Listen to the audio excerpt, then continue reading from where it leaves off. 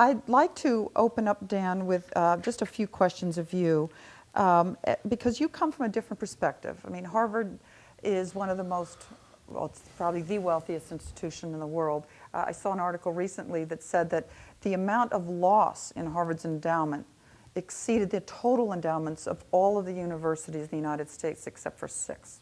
So that just gives you a sense of scale. So I think Dan can take a little bit of jibing here, but you know, we talk about how welcome to our party, you're really feeling pain. But I think that we're really looking at an economic situation where the most prestigious and wealthy institutions probably have been hurting a lot more than many others. And so I think that he might have a very interesting perspective on how well-endowed institutions and the tuition-dependent institutions might be really dealing with quite different issues. I never expect to get sympathy from people these things, so I'll put that right out there as a starting point. Harvard will always be viewed as wealthy, and we can't fight that very effectively. So, but I'll talk a little bit. There's financial context and organizational context for Harvard that maybe some of you shared and maybe a lot of you don't, but certainly starting off with our endowment dependence. And when Bob mentioned 50% of BU's revenue coming from tuition, Harvard's 180 degrees different, where we get more than 40% of our income from a combination of endowment that's distributed for operations and current use giving. So by far the largest source of income for the university is endowment, which when times were great was a great thing, and it's always a great thing, and it's great to have such a valuable asset on our books. But obviously what goes up comes down, and as it's come down, we obviously have some challenging questions, and particularly around smoothing and how you kind of work that in. We were very aggressive on the upside and very aggressively investing when the investment returns are great. Recognizing that if things turn the other way, we'd probably have to take an approach that's challenging for any university, and certainly for Harvard in particular. But for most universities, where 50% of our expenses are people expenses, so ratcheting expenses down when you have that extent of people expenses, when you have tenured faculty and you have financial aid commitments, and especially for Harvard, when you are so much on the public boundary, that the fishbowl phenomenon, I sympathize and share the pain of that. And so acting, to try to ratchet some things down is incredibly challenging. The second contextual element for Harvard is our extent of decentralization, which has served Harvard enormously well. But the reality is that, certainly from an academic governance standpoint, we have extremely strong schools, strong deans. We have strong administrators, but we have decentralize an awful lot of our activities, and that goes to financial governance as well, at least as it relates to resource ownership. So the various schools at Harvard, they own their own endowments, they collect their own tuition, and they're expected to break even. That creates a challenging situation for a couple of reasons. It impedes your ability to really have that strong central governance and central control. So Bob's asset is Harvard's challenge in that respect, for sure. And then you have the dynamic of the endowment not being allocated equally, obviously, across the university. So you have some of our organizations within Harvard that really don't have the same extent of endowment dependence as others. So while in the aggregate, our endowment dependence was about 35% in FY08. But when you look at the various schools, our school of public health, it's less than 20% of their income comes from the endowment, but more than 70% of it comes from sponsored funding, and most of that comes from the federal government. So they have a very different dependence and a very different vulnerability to different factors. The third dynamic is, and I think this is pretty endemic to higher ed, at least in my experience, is that transparency on finances, it was never as great as it could have been. And when there's plenty of money getting thrown off from the endowment, that's not the worst thing in the world, because people generally are getting what they ask for. When things are a little bit harder, it comes back to bite you a bit. And so, the need for communication, and the need for communication at the level at which your average person, your average faculty member can understand, there's been a huge premium on that. And the amount of time I've spent, in different venues attempting to communicate how an endowment works. Your average faculty member just doesn't need to think about that too much, but now they really need to have that fundamental understanding.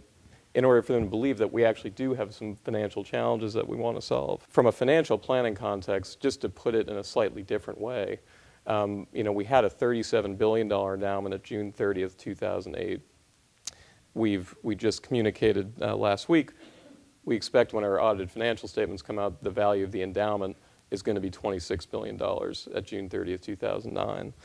And when you think about an $11 billion gap, just an $11 billion in lost wealth in the endowment, and let's just apply a 5% payout rate to it just to bring it home, that's $550 million of income that ultimately, if you think that your growth now will normalize, it needs to be found from somewhere. So that's really the longer-term planning challenge for Harvard, and the pace at which you take that into your operating budget, and by doing so, really be forced to contemplate some challenging choices. That's really where a lot of our discussion's been. Just how do we start to manage our way back? We have a budget for the current fiscal year that has distributed 8% less endowment income for operations in the prior year.